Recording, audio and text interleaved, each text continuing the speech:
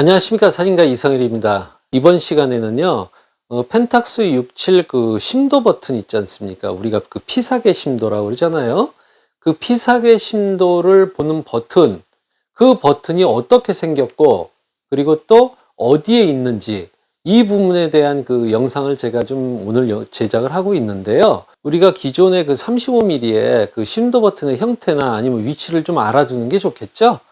이 렌즈는 그 EF 85mm 1.2L 렌즈입니다. 제가 전부 다 구경이 큰 렌즈로 지금 준비를 했어요. 그래야 심도 버튼이 움직이는 모습을 제대로 볼 수가 있거든요. 이 그 35mm 같은 경우는 대체적으로 이런 카메라를 좀 많이 쓰죠. 이런 카메라 같은 경우 심도 버튼이 어디에 있느냐면요. 바로 여기에 있습니다. 저는 이 캐논을 쓰기 때문에 이렇게 보여드리는데, 이 심도 버튼을 저 같은 경우 이제 그 촬영을 할 때 이렇게 보고서 확인을 이제 해야 되겠죠. 그때 여기를 그 손톱 있지 않습니까? 그 손톱으로 툭 눌러줍니다. 이렇게.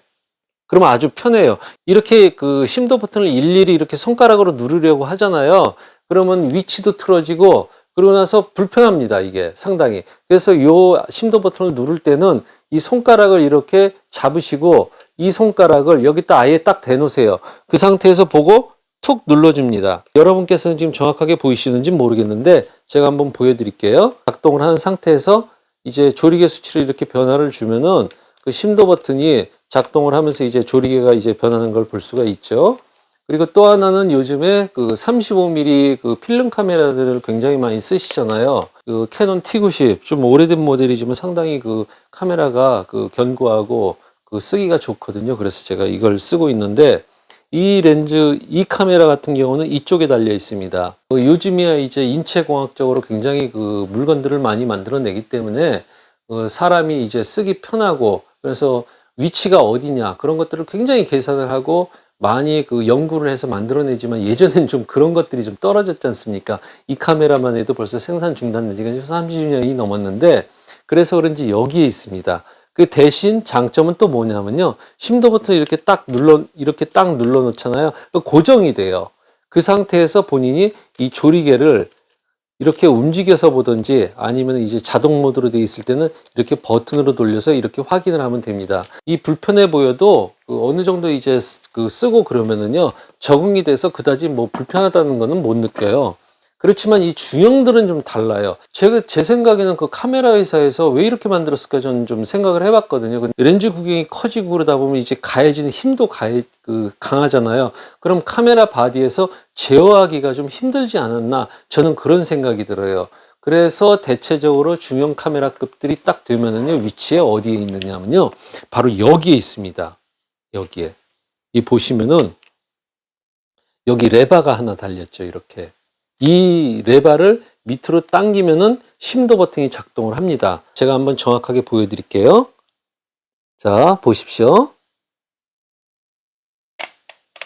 조여지죠. 그 다음에 열리고. 이렇게 심도 버튼을 확인을 하셔야 됩니다. 그러니 그 펜탁스 67을 그 구입을 하시는 분들은 심도 버튼이 여기 있다는 것을 꼭 명심해 두시기 바랍니다. 제가 사실은 이런 영상은 그 예전부터 기획되진 않았었어요. 그렇지만은 모르는 분들이 굉장히 많더라고요. 그래서 제가 한번 분석을 해봤죠.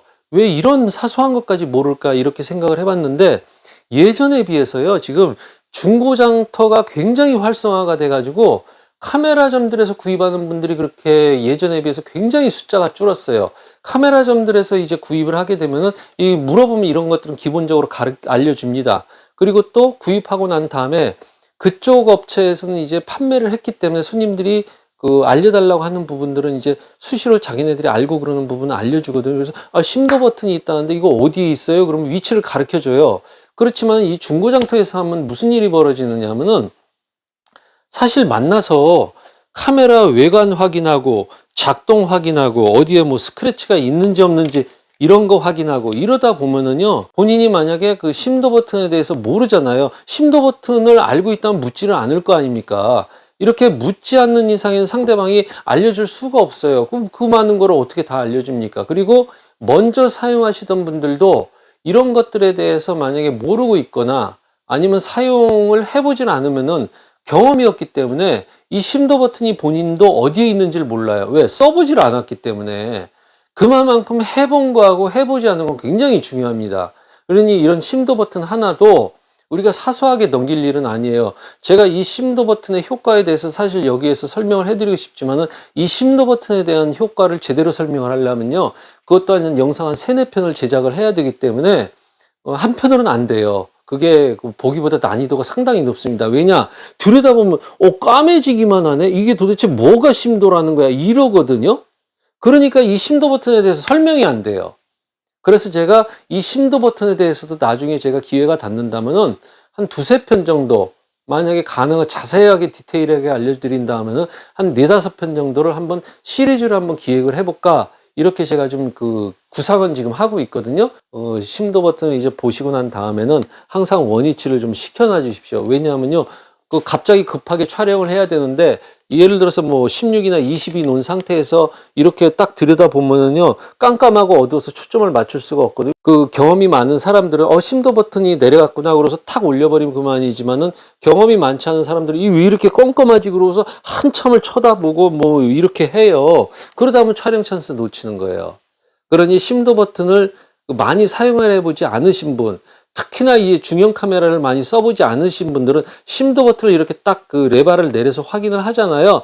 그럼 반드시 원위치를 시켜 놓으셔야 됩니다. 35mm 같이 손을 딱 떼는 순간에 원위치로 돌아가는 시스템이 아니기 때문에. 그러니 이런 중형 카메라가 생긴 것은 이렇게 단순해 보여도 사용하는 난이도가 상당히 높거든요. 그러니까 여러분들이 이 심도 버튼 위치가 여기 있다는 것을 분명하게 알아두시고 촬영에 임하시고요. 이 심도 버튼의 위치는 약간씩 다를 수는 있습니다. 카메라 메이커마다 전부 다 달라요. 하셀블라드 같은 경우 요 중간쯤에 있습니다.